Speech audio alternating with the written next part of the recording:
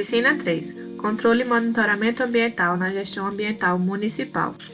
O projeto visa, através de reuniões, entrevistas, questionários e visitas, identificar junto aos gestores públicos de Pitimbu e Lucena os problemas e impasses de suas respectivas secretarias de meio ambiente e, assim, desenvolver capacitações, materiais de apoio para dar suporte a essas secretarias.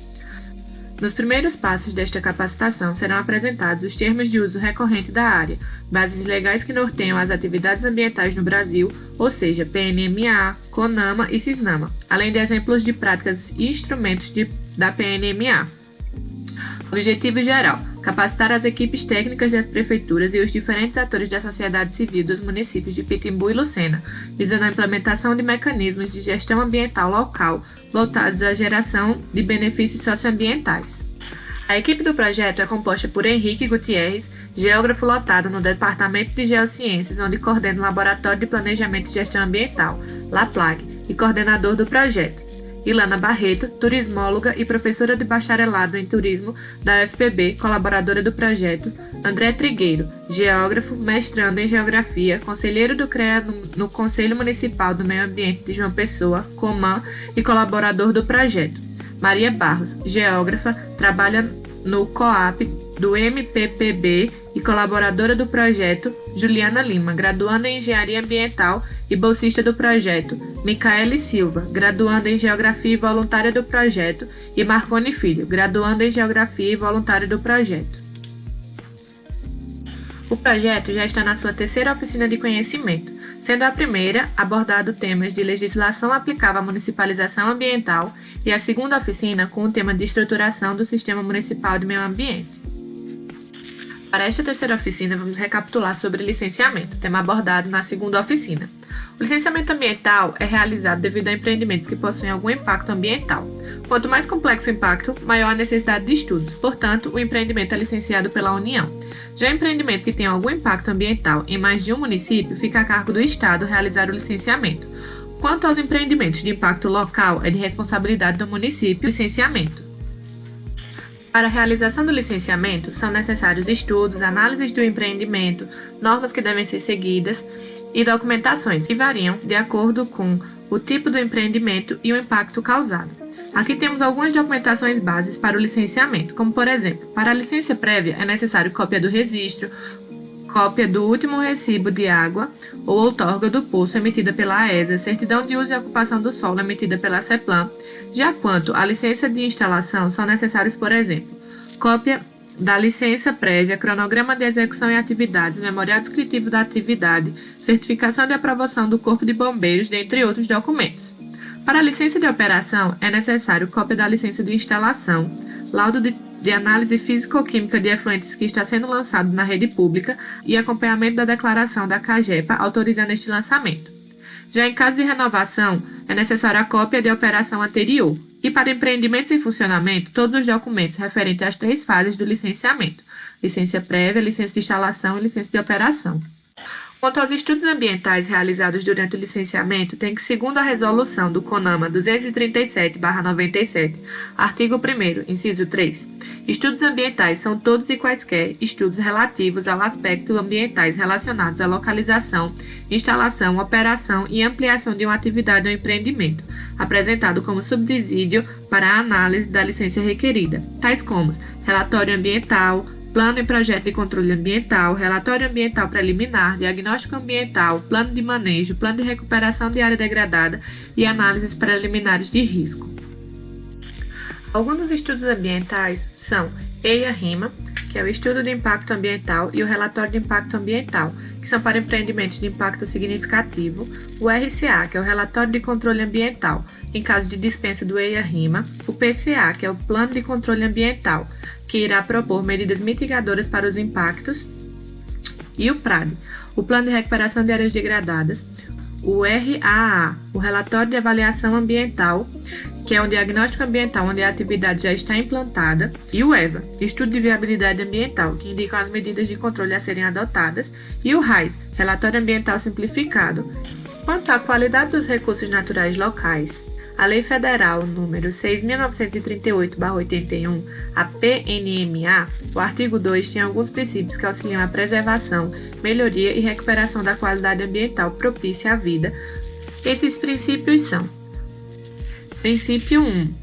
A ação governamental na manutenção do equilíbrio ecológico, considerando o meio ambiente como um patrimônio público a ser necessariamente assegurado e protegido, tendo em vista o uso coletivo.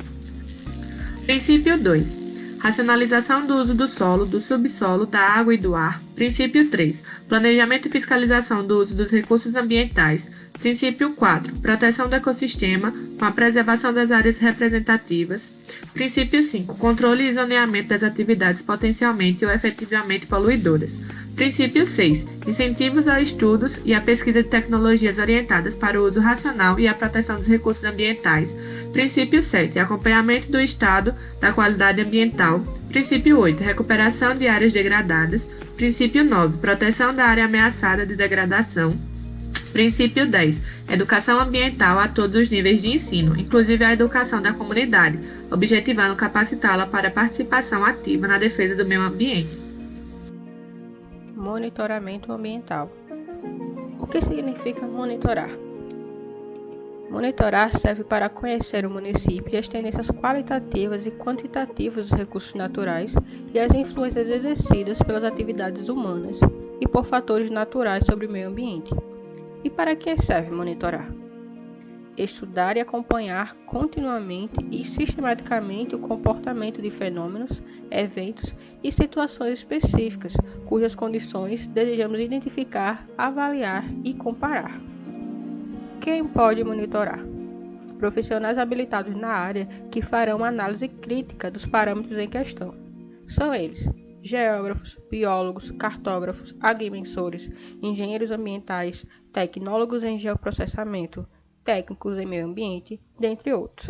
Esses profissionais irão atuar no serviço público, nas instâncias federal, estadual e municipal, especialmente nos órgãos ambientais, e nos empreendimentos, de forma externa, por meio de auditorias ambientais ou de forma interna, a pedido do próprio empresário. Qualidade dos recursos naturais locais e o monitoramento. O primeiro recurso temos a água. Nela pode ocorrer a poluição hídrica, que é caracterizada pela introdução de qualquer matéria ou energia responsável pela alteração das propriedades físico-químicas de um corpo d'água. Os principais responsáveis por esse tipo de poluição são os lançamentos de efluentes industriais, agrícolas, comerciais e esgotos domésticos, além de resíduos sólidos diversos. Quando ocorre a poluição dos corpos de água, compromete a qualidade das águas superficiais e subterrâneas, afetando a saúde de espécies animais e vegetais em vários pontos do planeta. A principal norma que rege a qualidade da água é a Resolução do CONAMA número 357, de 17 de março de 2005, que dispõe sobre a classificação dos corpos de água e diretrizes ambientais para o seu enquadramento, bem como estabelece as condições e padrões de lançamento de efluentes e dá outras providências.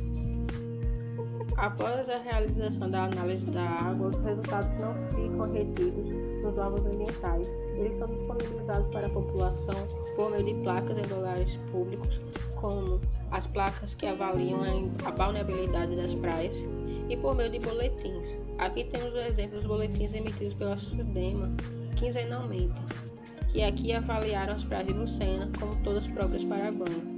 Esses boletins e análises da água podem ser realizados pelos órgãos ambientais municipais, havendo apenas a presença de laboratórios, tanto físicos em um local específico, quanto laboratórios móveis de pequeno porte.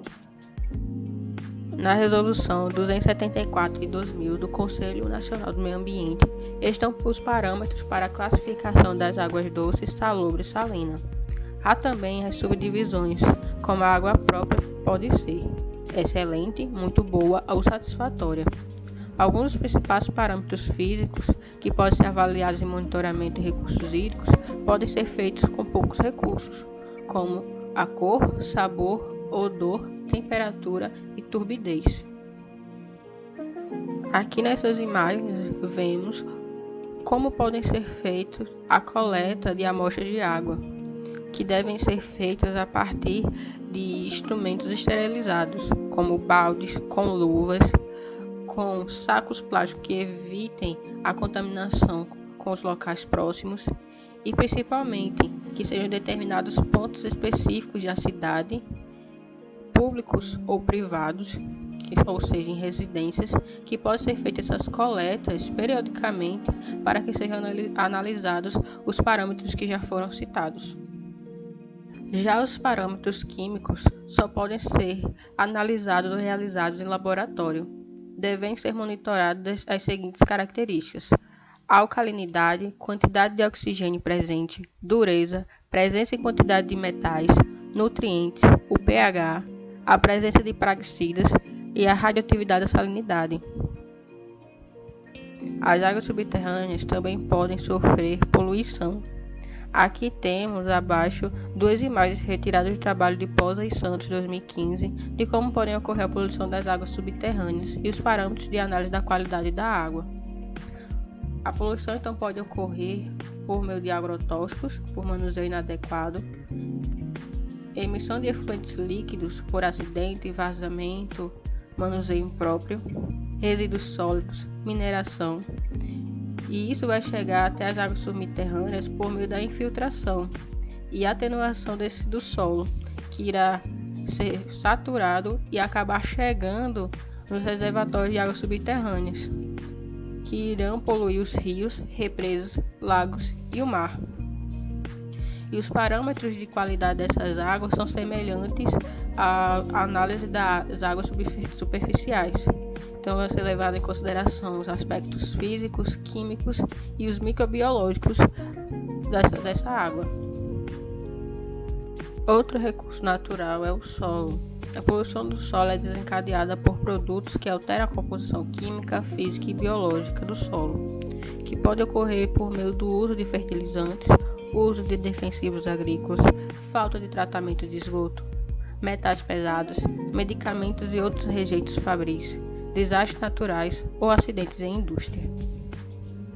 Para evitar a poluição do solo, deve haver a gestão de resíduos, ou seja, analisar a geração de resíduos, forma de acondicionamento, reaproveitamento, reciclagem, tratamento e disposição final dos rejeitos.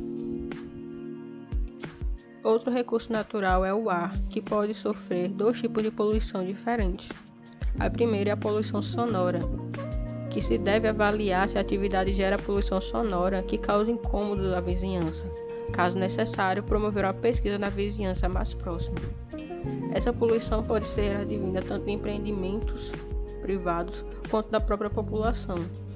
E para avaliar se causa incômodo à vizinhança ou não, pode ser utilizado o equipamento chamado decibelímetro, que é um aparelho utilizado para medição de sons e ruídos, identificando a frequência adequada produzida no local e horários recomendados para o bem-estar. O ar também pode sofrer poluição atmosférica, que deve-se observar os pontos de emissão e emanação de fortuitas, considerando o odor, coloração e presença de material particulado. Para melhor avaliação dessa poluição, pode-se haver uma rede de monitoramento ou monitoração atmosférica, e ela pode ser dividida em monitoração de emissões, monitoramento da qualidade do ar, monitoração de emissões fugitivas ou dispersivas. No slide anterior, vimos uma pequena equipe trabalhando para analisar a poluição atmosférica. Aqui temos o exemplo do sistema Monitorar do Rio de Janeiro, que é um programa de monitoramento da qualidade do ar que emite boletins da poluição atmosférica no município. Os padrões de qualidade do ar são divididos em 2 categorias. A primeira, padrões de qualidade do ar intermediário, e segunda, padrão de qualidade do ar final, que é estabelecido pela Organização Mundial da Saúde desde 2005. Aqui temos a imagem de uma blitz de controle da poluição atmosférica, realizado pela SEMAI, Secretaria Municipal de Meio Ambiente e Sustentabilidade de Manaus, que ocorre por meio do uso do decibelímetro e de outros equipamentos para monitoramento da poluição do ar. Outro recurso que deve haver monitoramento é o uso e ocupação do solo, por meio de mecanismos de planejamento urbano. já que o uso do solo é o rebatimento da reprodução social no plano do espaço urbano, e a ocupação do solo é a maneira pela qual a edificação pode ocupar o terreno urbano em função dos índices urbanísticos incidentes sobre o mesmo. Aqui temos o exemplo de uso e ocupação do solo de forma irregular. Na Praia de Pipa, uma área sujeita a deslizamento ainda era disponibilizada para o uso dos banhistas, o que resultou em novembro deste ano na morte de 3 pessoas. Com o monitoramento e medidas mitigadoras, os órgãos ambientais podem evitar esse e demais tipos de acidentes envolvendo pessoas e áreas que deveriam ser preservadas. Aqui temos 2 exemplos de como o monitoramento pode ser aplicado. A primeira, turistas na Chapadão de Pipa, no município de Timbal do Sul. É uma área que necessita de sinalização e delimitação dos locais para visitação, pois se trata tanto de uma área turística, mas também de uma área de risco. Na segunda imagem, temos veículos sobre o Chapadão na Praia de Pipa, também em Timbal do Sul, que deve haver um decreto municipal para proibir a circulação ou regulamentação da quantidade de veículos que podem transitar por uma área como esta, pois se trata de uma área de fragilidade. Outro recurso que deve ser monitorado constantemente são as áreas verdes e protegidas. As áreas verdes e protegidas, especialmente áreas de preservação permanente e unidades de conservação, devem ser avaliadas possíveis pontos de degradação ambiental, como corte de vegetação, alterações físicas do solo e modificação da drenagem natural. Para a realização desse monitoramento, pode ser consultado o Inventário da Fauna Silvestre do município de São Paulo, lançado em 2018, ou o Plano Municipal de Conservação e Recuperação da Mata Atlântica. Aqui temos 2 exemplos de ações de monitoramento ambiental. Uma da Prefeitura de Belo Horizonte, que incentiva o plantio de árvores pela população, e a segunda imagem são fiscais da Secretaria de Meio Ambiente de Búzios, no Rio de Janeiro, apurando denúncias de desmatamento. Em municípios com presença de minério, deve-se haver o monitoramento da exploração de minérios. Quando há esta atividade dentro dos limites do município, é de responsabilidade do órgão ambiental fazer o acompanhamento da recuperação das áreas degradadas, bem como a identificação, através do monitoramento ambiental dos rios do município, se tem acontecido mudança na qualidade da água ou assoreamento dos cursos da água.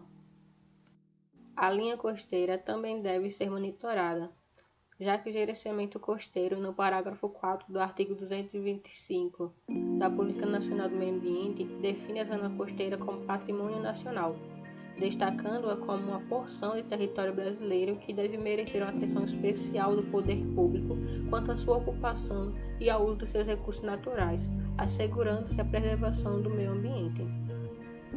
Como o monitoramento da área costeira pode acontecer?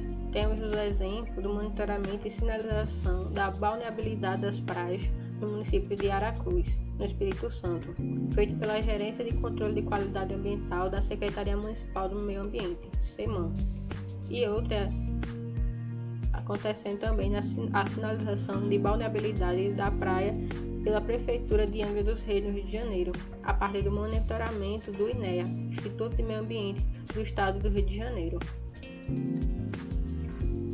Necessidade de equipamentos para uso no campo, análises laboratoriais e uso de geotecnologias.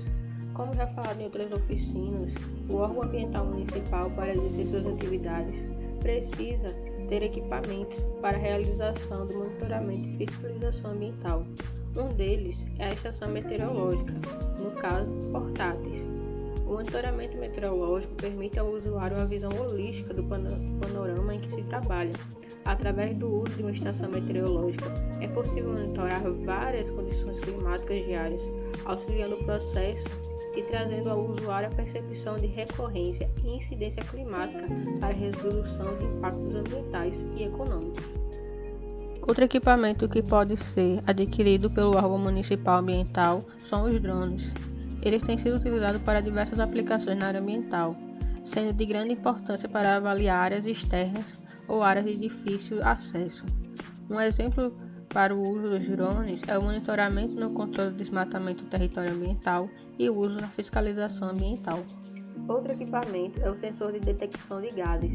São detectores de gases para monitoramento de compostos orgânicos voláteis, ameaças químicas, controle de espaços confinados, segurança ocupacional e monitoramento ambiental, no controle de explosividade, entre outras aplicações. Outro equipamento para uso no campo quase obrigatório são as câmeras fotográficas, que servem para comprovar a situação de determinada área na elaboração de diagnóstico ambiental ou no cometimento de crimes ambientais. Temos também a estação total, ou taqueômetro. Ele é um instrumento eletrônico utilizado na medida de ângulos e distâncias. Os equipamentos de proteção individual são necessários tanto para uso no campo quanto para análises laboratoriais. Esses equipamentos são utilizados para atividades externas e em condições adversas, que podem ser capacete, botas, luvas, óculos de proteção, óculos de sol, colete refletor, protetores auriculares, entre outros. Como último equipamento mais ou menos importante, temos o GPS. Ele é importante na marcação de pontos em áreas de difícil acesso no território municipal. Esses pontos podem ser de áreas em ocorrência de crimes ambientais, pontos de coleta para o monitoramento ambiental, para inserção de coordenadas nas licenças ambientais a serem emitidas, para o cadastro ambiental rural. Além disso, as imagens de satélites podem ser usadas como instrumentos voltados para o controle e monitoramento ambiental. Aqui temos as referências de consulta para a construção dessa oficina e as nossas redes sociais. Obrigado pela atenção.